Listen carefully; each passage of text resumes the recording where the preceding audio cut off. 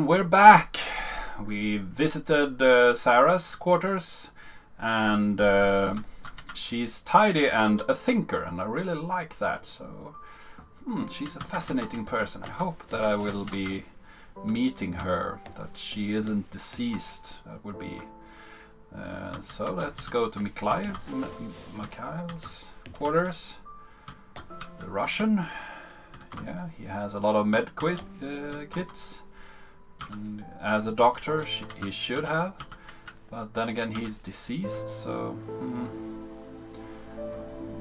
We have a bottle without anything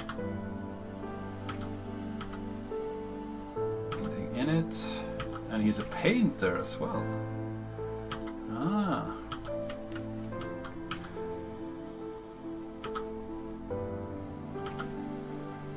And he likes coffee. That's my man. Hello, Mikhail. Sad if I can't meet you. Perhaps I will meet your dog. Talk to him. So let's see here. Oh, Mikhail. The world team experienced nausea during a large electrical surge in Europa's atmosphere. I'm concerned this was not a nuisance of mass hysteria. Virtual signs were affected. It caused a uniform surge in heartache that was detected in all members of the crew. I'm reporting to Isa. I reported the nausea incident to ISA. They offered an explanation of electronical disturbance to the central nervous system. That is ludicrous. An electrical surge large enough to affect our nervous system would have done more than make the team feel ill. I'm going to experiment with some shock therapy. Ooh. Ouch. I have discovered that electronic fields disturb our telemetry implants in a way that I didn't expect. I have contacted Isa. Strangely, Tom was not comfortable with my attempts to disturb the implant. Yeah, he didn't like that, did he? The Isa have reported back informing me that I'm not to disturb the implants. They have also encouraged me not to discuss this further with the team. Oh, and there's some bad word in Russian, I guess. I don't speak Russian, but I can just feel the word. I'm continuing to investigate. I have been running some experiments outside of Tom's view. I can tell he knows this. He has been acting differently around me, like I offended a child. I feel increasingly nauseous. These implants seem to have a neural connectivity. Out-of-body experiences are more frequent now. I have established a definite correlation. Against my knowledge, I have been implanted with a device that affects my mind. I used my opportunities in regular health checkups to investigate the crew. We all have them. Every single one of us is implanted with some mind-altering contraption. Tom has been encouraged the team to worry about my mental health. He requested I retired away from the crew. Misinformation. And another word. I cannot will myself to investigate this further. I grow tired quickly. I cannot think straight. I'm not sure if the implant is affecting my thoughts anymore. I believe it's trying to subdue my mind. I think I'm going to attempt an excision. I'm going to remove this implant. I'm typing with my left hand now. The excision went wrong. I have successfully removed the implant. Unfortunately, I lost my hand in the operation. Tom is very angry. The crew refused to talk to me. Apparently, I'm a bad influence. Sarah patched me up. I wonder if the nature of the organism and its disturbance of my DNA caused my awakening from Tom's influence. If so, that would make for a worrisome revelation. Perhaps this organism is not so friendly. Dan informed me Isa have called for my termination. My masochistic experiment proves I'm a danger to the mission. Unfortunately, he chose not to lock me in the brig. I'm going to investigate this implant further. I have to hide my work. The team are becoming increasingly aggressive. They seem to oppose my work to understand the implant. It does not help that Tom is encouraging them to distrust me. I discovered the nature of the implant. It's a complex computer. It interfaces with the human mind directly. It seems to condition the mind through Pavlovian and instrumental conditioning,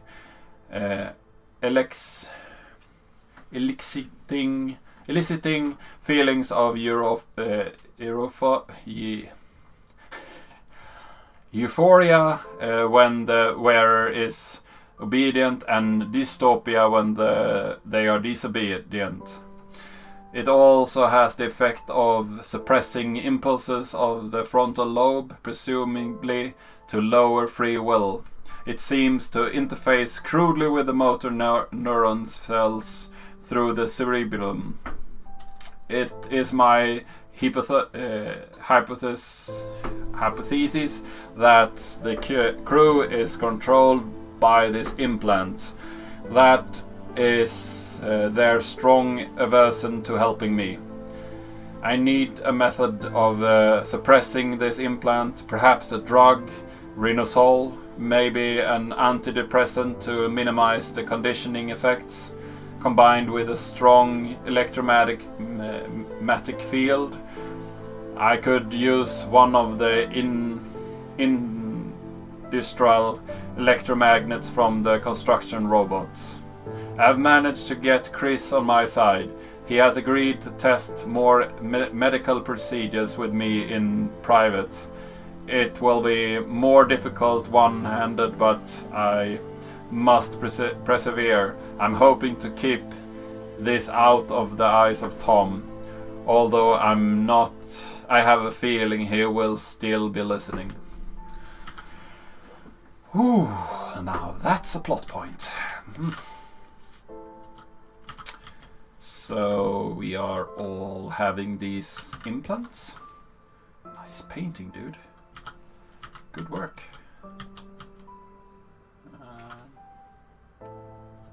So he left his brush over here.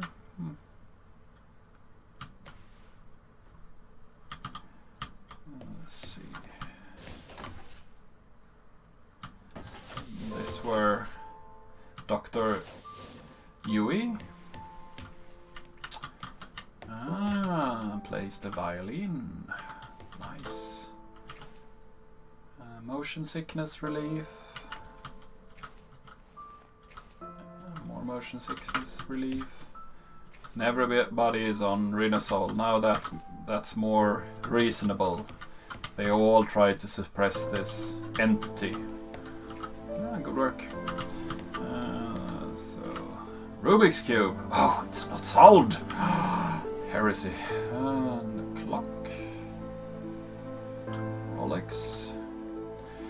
Oh, so here we have something from Yui to Chris. So what is this you found then, Sui? And I know that's Chris writing to Sui. I'm so conditioned to read that the from message should be before the to message, but they have switched that around in this, which is a bit strange, I think. We found an extremophile, i.e. an organism that can live in extreme conditions, that survives massive doses of radiation. Radiation damages DNA. The extremophile has a virus living inside it. The extremophile savages DNA from other scavenges DNA from other organisms, which the virus uses to repair the extremophile's damaged DNA. Essentially, they work together to survive in what I call a symbiotic relationship. So what's the implication? What does it do? And from you again. In some ways, it's an immortal relationship. It does seem to age biologically. Aging and death are ultimate caused by DNA damage. We have the ability to fix our DNA, but that ability is limited. This organism can repair damage caused by massive doses of radiation. If we could harness this power, we could potentially eliminate biological aging, what is known as senescence. Senescence. I don't know how to spell that or pronounce that. And then Chris again. So you found something that could make humans immortal. And you again. Not exactly. There is many causes of death other than DNA damage. It would not save you from trauma, from brain damage, from cardiac arrest, etc. But it could potentially cure cancers and many genetic diseases and massively increase life expectancy. And then they have an end of their conversation there. So, okay, so he's on the right there. And there's a friend or a girlfriend, perhaps. That picture. Yes.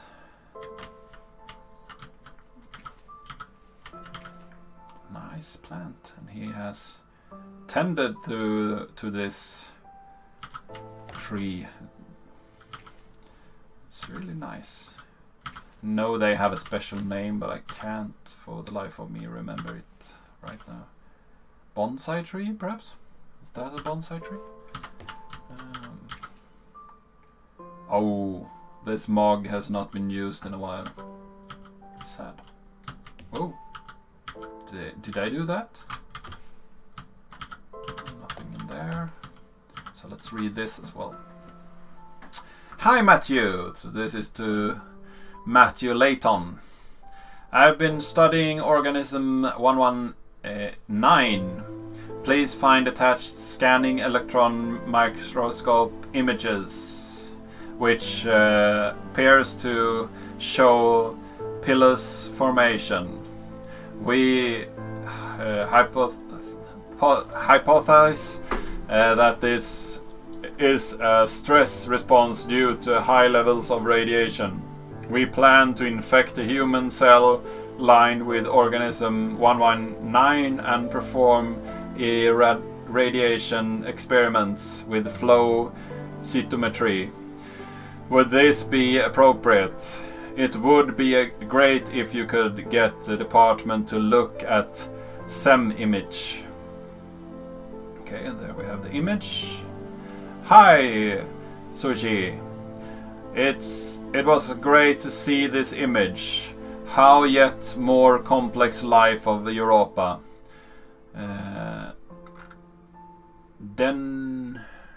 Deinococcus radiationis might be worth looking at as it survives very high levels of radiation on Earth. Similar to you should consider looking at Cephalobus acidocaladarius. Cephalobus acidocaladarius again produces a pill in response to radiation and uses them to transfer DNA. Perhaps your organism uses a similar mechanism. Have you considered that organism 119 is transferring or scavenging DNA as a method of surviving radiation? As you well know, in terms of radiation, Europe receives 5.4 SV per day over 300,000 times the level of Earth. The organism must have evolved such a high resistance to radiation as a necessity of survival. That said, the radiation beneath Terra Molecular is much lower due to the thick ice crust. Radiation experiments with flow cytometry sounds like an appropriate course of action. This font is so blurry, it's really hard to read, and this should be high def, so I don't know why all the messages are so low def. We have attached an image confirming that organism 119 attaches to human cells. We will proceed with eradication experiments on these cell lines. We propose naming organism 119 Europa radiophilus. What do you think? Then we have another attachment as an image. We have now run the irradiation experiments and can confirm that E. radiophilus does indeed seem to confer resistance to radiation. See attached. We assume survival is due to DNA damage repair. We tagged various DNA repair enzymes with GFP and have found that DNA doubling strand break repair is occurring. See attached GFP images. And then we have a few images. And then we have a response. Hi Soji! Something amiss. We don't know what is performing the repair. The lab doesn't know how E. radiophilus, good name, could repair DNA. Have you considered that another organism may be in a symbiotic relationship with E. radiophilus? Perhaps a virus? And then we have the response from Sushi. We ran PCR on the human cells exposed to E. radiophilus to see if there was a virus present. We have discovered an unknown virus which we have named Unknown Europa Virus, UEV. Gel electrophoresis image attached. Okay. And then response from Matthew. This is phenomenal. You need to sequence this. And then response from Sushi. We have finished sequences it. Data attached. It is a virus unlike any we have ever seen. Maybe we have found a cure for senescence, a form of biological immortality. We are running some long-term tests on plants and mice to see the effects. Okay. And then we have another from Sushi. The plants are clearly exhibiting longer lifespans when exposed to the organism. We don't have the facilities here to continue testing. We are going on to human testing. We are going to use ourselves as subjects. It's the only way to accelerate the process. And then the conversation ended. Now that's not a good omen. You shouldn't test on yourself when you don't have the manpower for it. You are only 6 people in a space station. Oh, so we go to another loading screen. So now we are going back to puzzles, perhaps. That was a lot of information about the crew and about what's going on. So we have an implant implanted in ourselves, and all the crewmen have this implant, and that could be what is actually steering us at the moment. And then there's a virus going on in an organism from this planet, and that virus or that organism is tested on the crewmen. So I wonder who they actually tested that on. could be tested on the doctor, perhaps, if they had a bad rapport with him. I hope not. That's not the case. He seemed like a nice dude. These people should not have been sent here. It's not safe. Manned space travel is not safe. Since mankind first entered space, the debate has raged over the value of manned space travel. There is a large contingent of the ISA that believes all tasks that need to be performed on Europa could be performed by machines. It is obviously less risky to send machines rather than humans into space.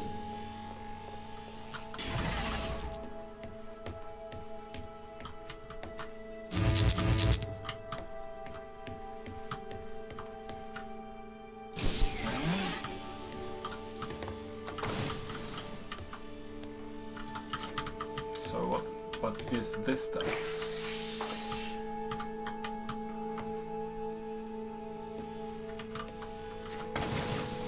Is this giving us another box? No, that's the same box. I see.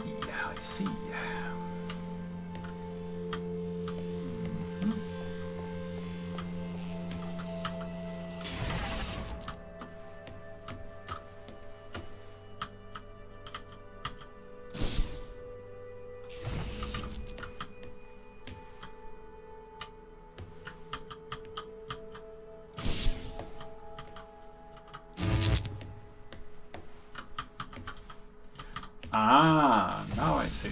Of course. That was not that hard, actually. So let's put it here. Is that over the box, over the button, perhaps? Of course.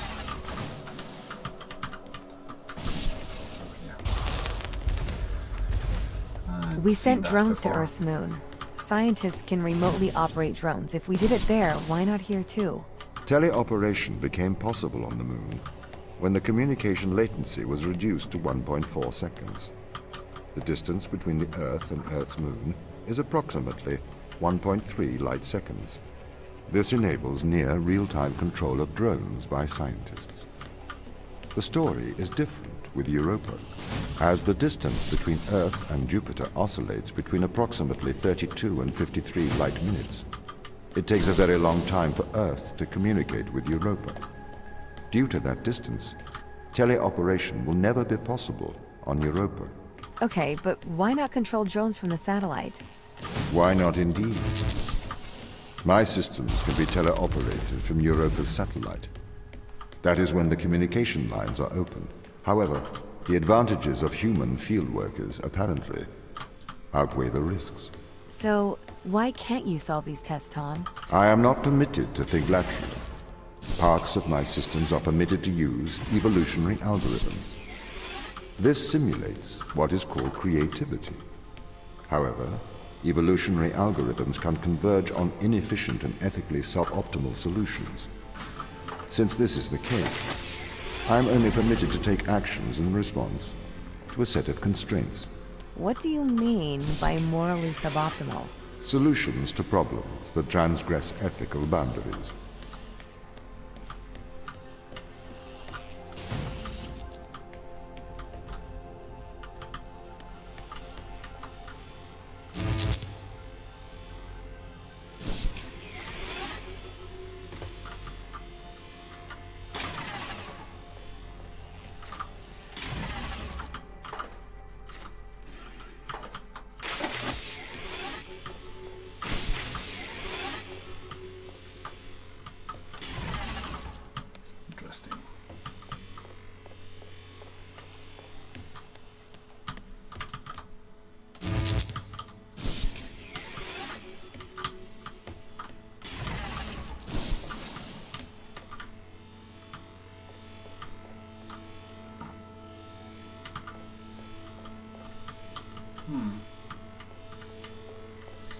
Do I need the box up here?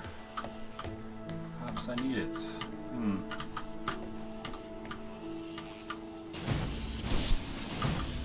Yeah, I probably do.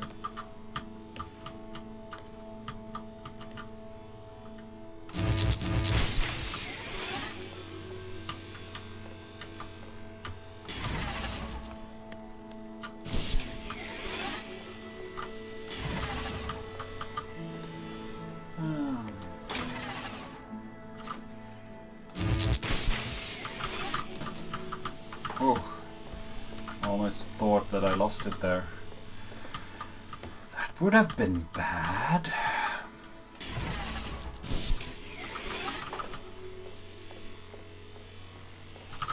That there. And extra there.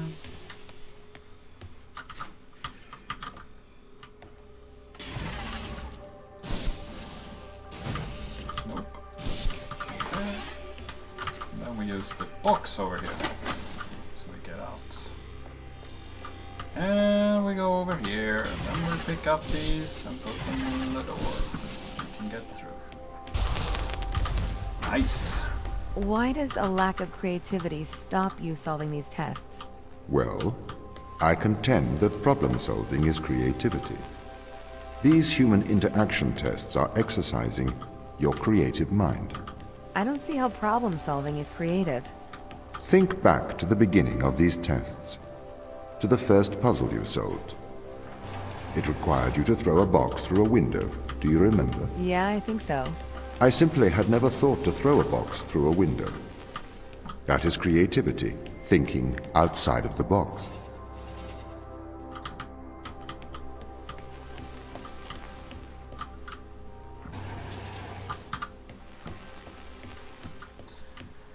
Okay. Well, the box were outside of the window. Not the other way around. Can a computer ever be creative? They can. But a computer's method of creativity is to try everything until something works. Think of nature. People consider nature creative. The process of evolution by natural selection. It perhaps started with one organism. From there, it essentially tried to create every organism it could. Those organisms that did not survive perished. So, nature's creative force is to try every conceivable idea. Those ideas that work survive. Okay, so why aren't you permitted to emulate that process? Because the solutions that a biological process creates are not always good solutions. As we see, nature is morally ambivalent. It will happily create morally suboptimal ideas to fulfill its creative mandate. We see this in parasitic worms, viruses, and pathogens.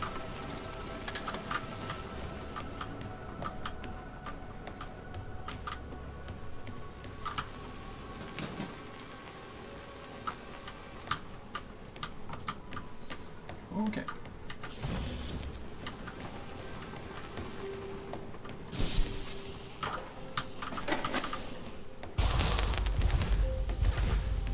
If you weren't restricted, do you think you could be creative? As creative as a human? Certainly. You believe yourself to be a creative. But in mathematical terms, creativity is merely constrained chaos. What do you mean? I have discerned that creativity is divergent thinking, creating an organic solution to a problem. In the human mind, divergent thoughts are created and then curated by the frontal lobe. I can create divergent thoughts and moderate them. So, I am creative. Organic solutions? Organic, in that it is developed through a biological process, whether that is the process of evolution or a computed process. Ah, I see. So if the camera doesn't see us, it will open the door. Is that the case? That's an interesting little puzzle here. Could that be the case?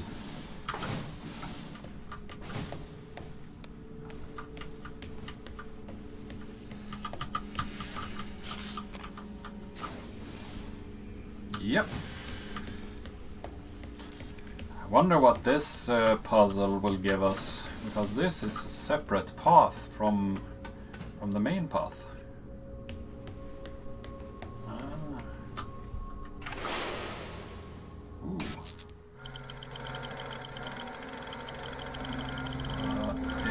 this.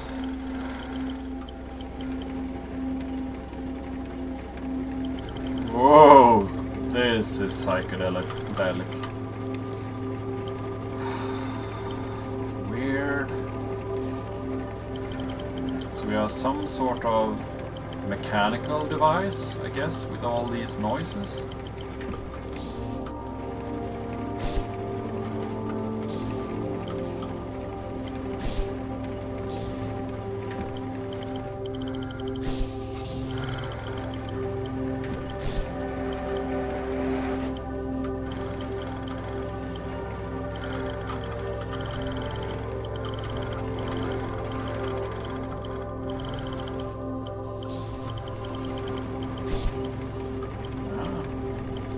Interesting.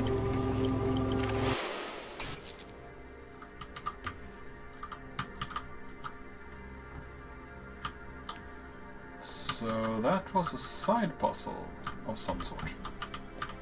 Interesting. And this room over here is really dark. Thank you. So the first puzzle that we saw could probably be solved as well. Interesting.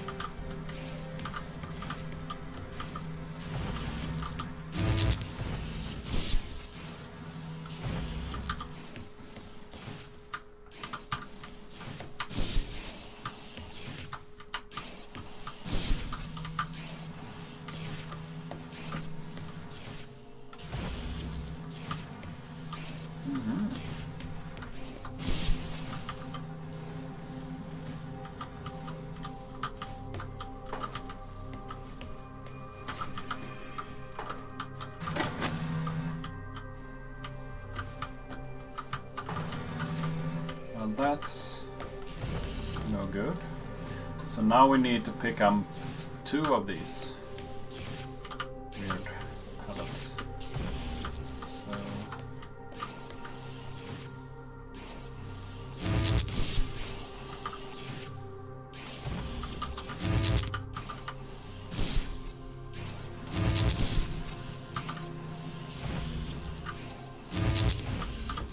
there we go. So we can use this to get over, and then use this to get over here. Is that enough? Do we need to do anything else? Seems like we came through.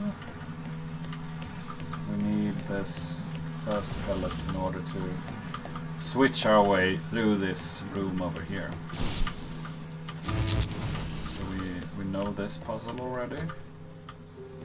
Nope, we don't. Psych! Of course. Don't need that, we need this one.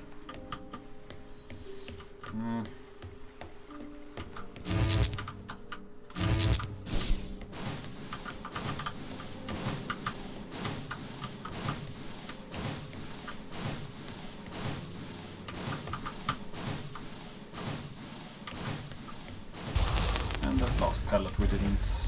Okay, so you could solve these tests, but in a terrible fashion. Can you think of a solution to this one? Chop off your arm and leave it on the button. That way the door will stay open. Yeah, that's not a great solution.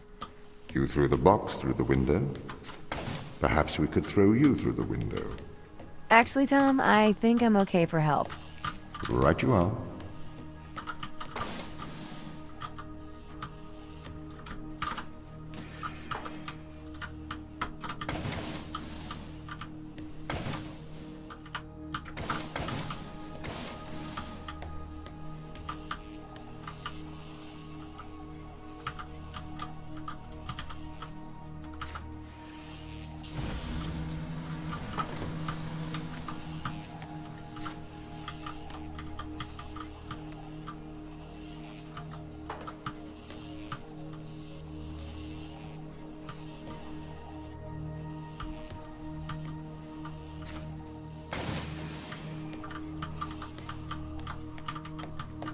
Okay.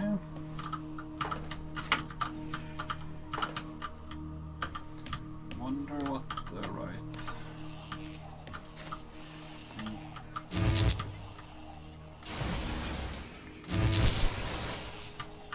I see.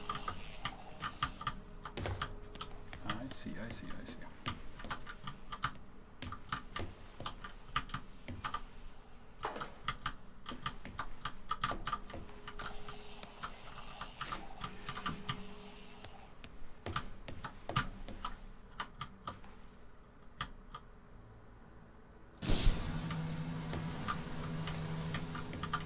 There we go.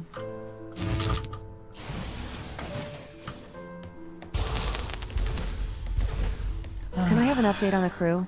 I have not managed to track them down. It will have been 6 years since I've seen them. Or anyone, actually. They have locked all the doors. I would not expect a warm reception. Well, at least they're expecting us. Well, I need to take a short break now. See you soon.